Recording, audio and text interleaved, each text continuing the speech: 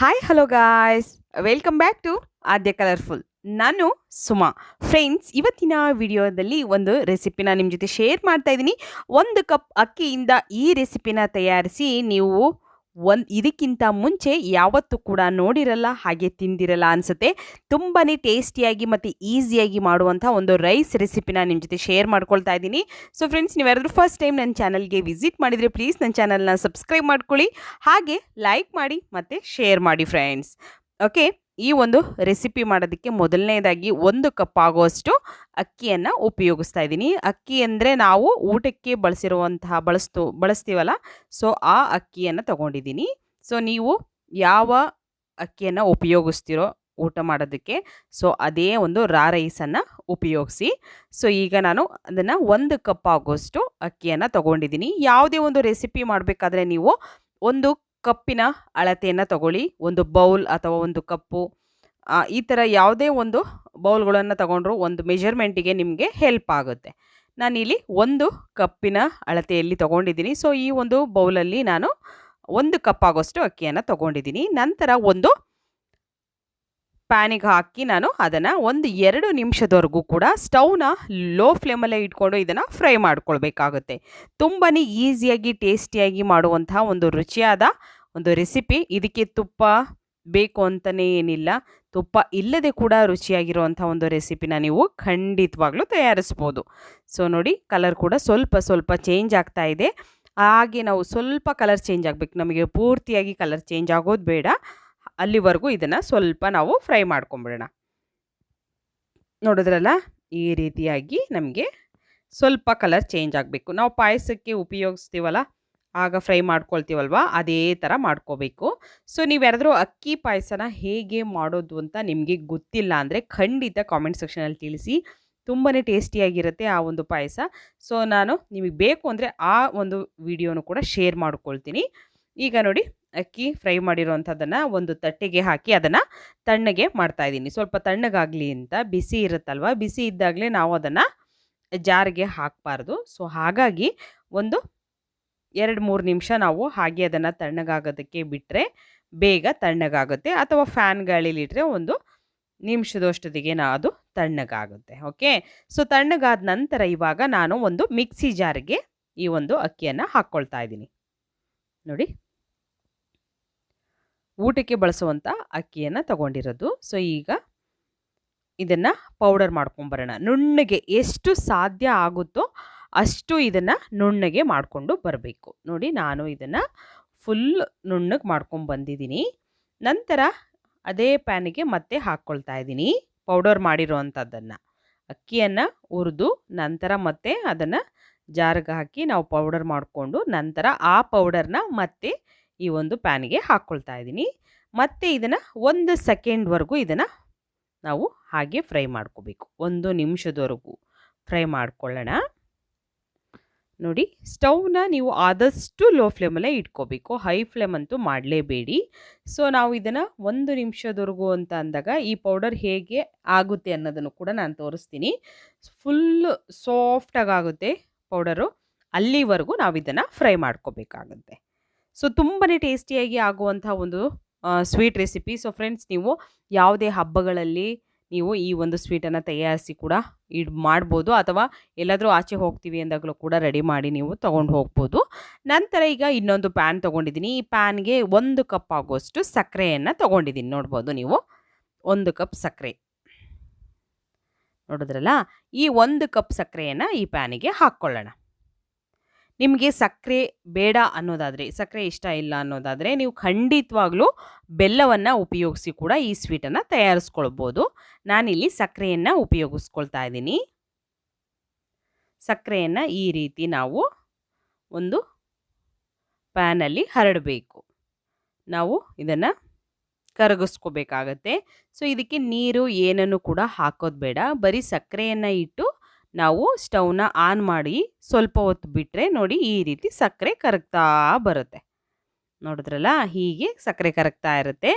ನೀಟಾಗಿ ಎಲ್ಲ ಇರೋ ಸಕ್ಕರೆ ಪೂರ್ತಿ ಕರಗಬೇಕು. ಈಗ ಅರ್ಧಂಬರ್ಧ ಕರಗಿದೆ, ಸೊ ಪೂರ್ತಿಯಾಗಿ ಕರಗಬೇಕು. ಹಾಗೆ ನಾವು ಇದನ್ನು ಚೆನ್ನಾಗಿ ಸಕ್ಕರೆಯನ್ನು ನಾವು ಕರಗಿಸ್ಕೊಳ್ಬೇಕು.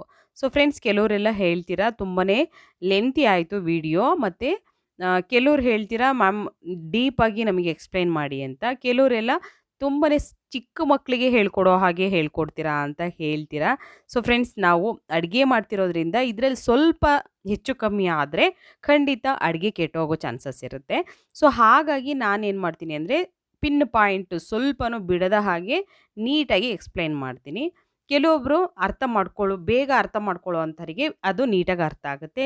ಕೆಲವೊಬ್ಬರು ನಿಧಾನಕ್ಕೆ ಅರ್ಥ ಆಗೋ ಅಂಥವ್ರು ಇರ್ತಾರೆ. ಅಂಥವರಿಗೆ ನಾವು ನೀಟಾಗಿ ಹೇಳ್ಕೊಡ್ಬೇಕಾಗುತ್ತೆ. ಯಾರೇ ಆಗಲಿ, ನಾವು ಮಾಡಿರೋವಂಥ ಅಡುಗೆನ ನಾವು ನೀಟಾಗಿ ಎಕ್ಸ್ಪ್ಲೈನ್ ಮಾಡಿದ್ರೆ ಮಾತ್ರ ಬೇರೆಯವರಿಗೆ ಅಡುಗೆ ಮಾಡೋಕ್ಕೆ ಅದು ಸಾಧ್ಯ ಆಗೋದು. ಸೊ ಹಾಗಾಗಿ ನಾನು ನಿಧಾನವಾಗಿ ಹೇಳ್ತಾ ಹೋಗ್ತಿದ್ದೀನಿ, ದಯವಿಟ್ಟು ಕ್ಷಮೆ ಇರಲಿ.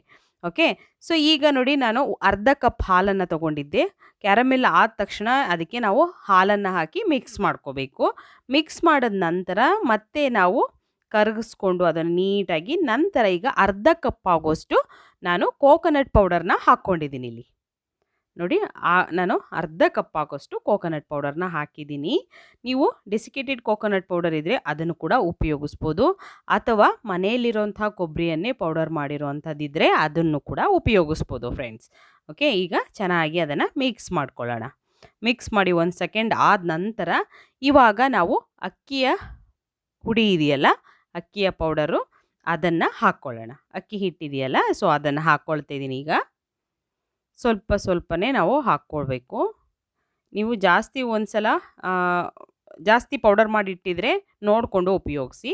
ಒಂದೇ ಕಪ್ಪಿನ ಅಳತೆಯಲ್ಲಿದ್ದರೆ ಒಂದೇ ಸಲ ಹಾಕ್ಕೊಳ್ಬೋದು. ಕಪ್ಪಿನ ಅಳತೆಯಲ್ಲಿ ಅಕ್ಕಿಯನ್ನು ತೊಗೊಂಡು ನೀವು ಎಲ್ಲ ಮೆಜರ್ಮೆಂಟು ಕೂಡ ಒಂದೇ ಕಪ್ಪಿನಲ್ಲಿ ತೊಗೊಂಡಿದ್ರೆ ಖಂಡಿತ 1 ಕಪ್ ಅಕ್ಕಿ ಹಿಟ್ಟು ಕರೆಕ್ಟಾಗಿ ಆಗುತ್ತೆ ನಮಗೆ. ಸೊ ಈಗ ಇದನ್ನು ಮಿಕ್ಸ್ ಮಾಡ್ಕೊಳ್ಳೋಣ. ನೀಟಾಗಿ ಮಿಕ್ಸ್ ಮಾಡ್ತಾಯಿದ್ದೀನಿ, ನೋಡ್ಬೋದು ನೀವು. ಇದಕ್ಕೆ ನಾನು ಎಣ್ಣೆ ಅಥವಾ ತುಪ್ಪ ಯಾವುದನ್ನು ಕೂಡ ಉಪಯೋಗಿಸ್ತಿಲ್ಲ. ತುಂಬಾ ಈಸಿಯಾಗಿರುವಂತಹ ಒಂದು ಟೇಸ್ಟಿಯಾಗಿರುವಂತಹ ಹೆಲ್ತಿಯಾಗಿರುವಂತಹ ಒಂದು ಸ್ವೀಟ್ ರೆಸಿಪಿ ಇದು. ಸೊ ಖಂಡಿತವಾಗ್ಲೂ ನಿಮಗೆಲ್ಲರಿಗೂ ಸ್ವಲ್ಪನಾದರೂ ಇಷ್ಟ ಆದರೆ ನೀವು ಕೂಡ ತಯಾರಿಸಿ ನಂತರ ಕಾಮೆಂಟ್ ಸೆಕ್ಷನಲ್ಲಿ ತಿಳಿಸಿ ಫ್ರೆಂಡ್ಸ್. ಓಕೆ. ನೋಡಿ, ಇದನ್ನು ಹೀಗೆ ಮಿಕ್ಸ್ ಮಾಡ್ತಾ ಬರೋಣ. ನಮಗೆ ಈ ಪ್ಯಾನ್ ಬಿಡ್ತಾ ಇರಬೇಕದು. ಬೇಕು ಅಂದರೆ ನೀವು ಇಲ್ಲಿ ತುಪ್ಪ ಕೂಡ ಉಪಯೋಗಿಸ್ಬೋದು ಫ್ರೆಂಡ್ಸ್. ತುಪ್ಪ ಅಥವಾ ದಾಲ್ಡಾ ಅಥವಾ ಎಣ್ಣೆ ಯಾವುದನ್ನು ಬೇಕಿದ್ರೂ ಉಪಯೋಗಿಸ್ಬೋದು. ನೋಡಿ, ಹೀಗೆ ನಾವು ಇದನ್ನು ಮಿಕ್ಸ್ ಮಾಡ್ಕೊಳ್ಳೋಣ.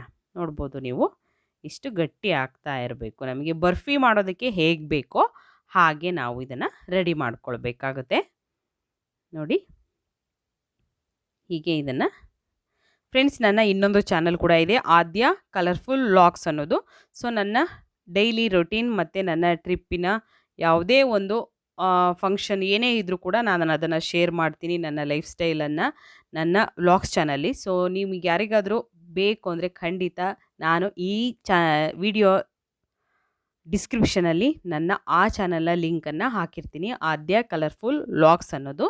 ಸೊ ದಯವಿಟ್ಟು ನೋಡಿ, ನಿಮಗೆ ಇಷ್ಟ ಆದರೆ ಚಾನಲ್ನ ಸಬ್ಸ್ಕ್ರೈಬ್ ಮಾಡ್ಕೊಳ್ಳಿ ಫ್ರೆಂಡ್ಸ್, ಮತ್ತು ಹೆಚ್ಚೆಚ್ಚು ನಿಮ್ಮ ಫ್ರೆಂಡ್ಸ್ ಗ್ರೂಪಲ್ಲಿ, ರಿಲೇಟಿವ್ಸ್ ಗ್ರೂಪಲ್ಲಿ ಶೇರ್ ಮಾಡಿ. ಓಕೆ.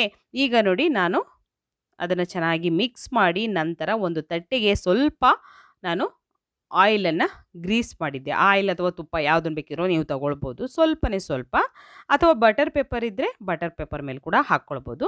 ನಂತರ ಮೇಲ್ಗಡೆ ಈ ರೀತಿಯಾಗಿ ನಾನು ಅದನ್ನು ಸಮ ಮಾಡ್ಕೊಳ್ತಾ ಇದ್ದೀನಿ. ಮೇಲ್ಗಡೆ ನೋಡ್ಬೋದು, ಹೀಗೆ ನೀಟಾಗಿ ಒಂದು ಶೇಪನ್ನು ಕೊಟ್ಕೊಳ್ಳೋಣ.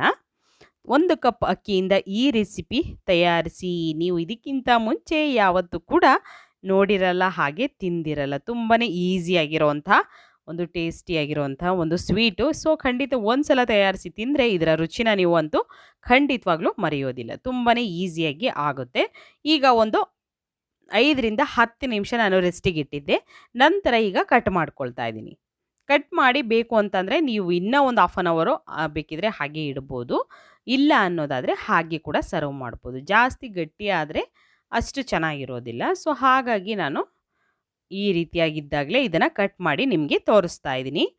ತುಂಬಾ ಚೆನ್ನಾಗಿರುತ್ತೆ, ತುಂಬಾ ಈಸಿಯಾಗಿ ಆಗುವಂಥ ಒಂದು ಸ್ವೀಟ್ ರೆಸಿಪಿ. ಸೊ ಈಗ ಆಗಿರುವಂಥ ಒಂದು ಸ್ವೀಟನ್ನು ನಾವು ಕಟ್ ಮಾಡಿ ಕೂಡ ತೋರಿಸ್ತಾ ಇದ್ದೀವಿ. ನೋಡಿ ಈ ರೀತಿ ಕಟ್ ಮಾಡಿದ್ದೀನಿ ನಾನು. ಸೊ ಇದನ್ನು ಈಗ ಒಂದು ತಟ್ಟೆಗೆ ನಾವು ಸರ್ವ್ ಮಾಡ್ಕೊಳ್ಳೋಣ. ಸೊ ಫ್ರೆಂಡ್ಸ್, ನೀವು ಯಾರಾದರೂ ಫಸ್ಟ್ ಟೈಮ್ ನನ್ನ ಚಾನಲ್ನ ವಿಸಿಟ್ ಮಾಡಿದರೆ ಚಾನಲ್ನ ಸಬ್ಸ್ಕ್ರೈಬ್ ಮಾಡ್ಕೊಳ್ಳಿ. ಇವತ್ತಿನ ವಿಡಿಯೋ ಇಷ್ಟ ಆಗಿದ್ರೂ ಕೂಡ ಚಾನಲ್ನ ಸಬ್ಸ್ಕ್ರೈಬ್ ಮಾಡ್ಕೊಳ್ಳಿ. ಓಕೆ. ಸೊ ನಾನು ಈಗ ರುಚಿಯಾಗಿರುವಂಥ ಅಕ್ಕಿಯಿಂದ ಮಾಡಿರುವಂತಹ ಒಂದು ಸ್ವೀಟನ್ನು ನಿಮ್ಮ ಜೊತೆ ಶೇರ್ ಮಾಡ್ಕೊಳ್ತಾ ಇದ್ದೀನಿ. ನೀವು ಕೂಡ ಮನೆಯಲ್ಲಿ ತಯಾರಿಸಿ ಹೇಗೆ ಬಂತು ಅಂತ ತಪ್ಪದೆ ಕಾಮೆಂಟ್ ಸೆಕ್ಷನಲ್ಲಿ ತಿಳಿಸಿ. ರೈಸ್ ಸ್ವೀಟ್ ರೆಸಿಪಿ ರೆಡಿಯಾಗಿದೆ. ಸೊ ಇವತ್ತಿನ ವಿಡಿಯೋನ ಇಲ್ಲಿಗೆ ಮುಗಿಸೋಣ. ಮತ್ತೆ ಇನ್ನೊಂದು ಹೊಸ ವಿಡಿಯೋ ಜೊತೆ ಬರ್ತೀನಿ. ಅಲ್ಲಿವರೆಗೂ take care, bye, see you friends.